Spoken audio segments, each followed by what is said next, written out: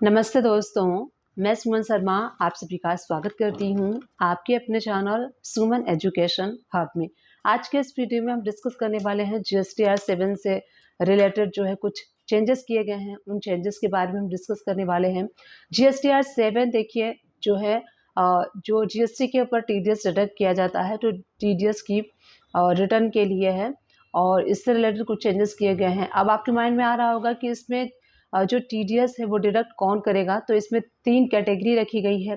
सबसे पहली जो कैटेगरी है डिपार्टमेंट और एस्टेब्लिशमेंट ऑफ सेंट्रल गवर्नमेंट और स्टेट गवर्नमेंट। सेकंड है लोकल अथॉरिटी एंड थर्ड है गवर्नमेंट एजेंसी। अब इसमें नोटिफिकेशन नंबर 25/2024 जो है उसमें नोटिफाई कर दिया गया है इसके टीडीएस के एप्लीकेबिलिटी के लिए। और जो मेटल क्राफ्ट है अगर आप इसको परचेज करते हैं तो उसके ऊपर भी आपको टीडीएस डिडक्ट करना होगा एट द रेट ऑफ 2%। 1% जो है सीजीएसटी के लिए एंड 1% एसजीएसटी के लिए है। और इसमें जो मेटल क्राफ्ट अगर आप परचेस करते हैं तो अंडर आरसीएम भी है। मान लीजिए कि आप अनरजिस्टर्ड पार्टी हैं जो मेटल क्राफ्ट सेल कर रहे हैं किसी रजिस्टर्ड पार्टी को, तो रजिस्टर्ड पार्टी के ऊपर आरसीएम एप्लीकेबल हो जाएगा and under reverse charge recipient जो है वो गवर्नमेंट को टैक्स पे करेगा एंड बाद में उसको क्लेम भी कर सकते हैं।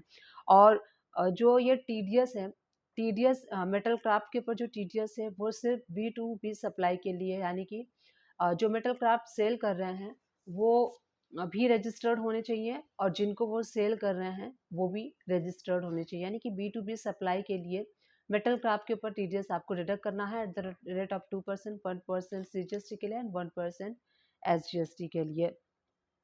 और इसमें अगर आप टीडीएस डिडक्ट करते हैं तो आपको रजिस्ट्रेशन भी अलग से लेना होगा टीडीएस को डिडक्ट करने के लिए।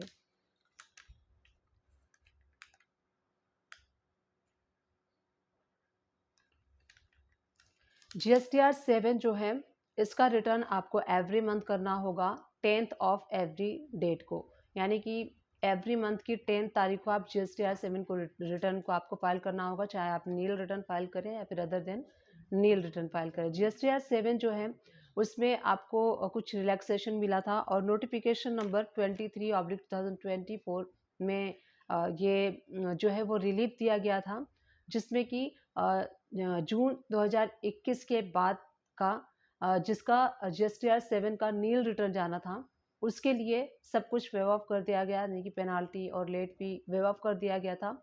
और अदर देन नील रिटर्न जिसका जाना था उनके लिए पर डे जो 25 रुपीज़ होता है, 25 CGST and 25 SGST and maximum 1000 की लिमिट रखी गई थी, बस यही उनको पे करना था। तो उम्मीद करती हूँ जो जीएसटीआर 7 से रिलेटेड मैंने आप लोग के साथ अपडेशन शेयर किया है, ये अपडेशन आप सभी लोग के लिए हेल्पफुल रही होगी। अगर हेल्पफुल रही तो प्लीज़ चैनल को लाइक शेयर सब्सक्राइब कर लीजिएगा।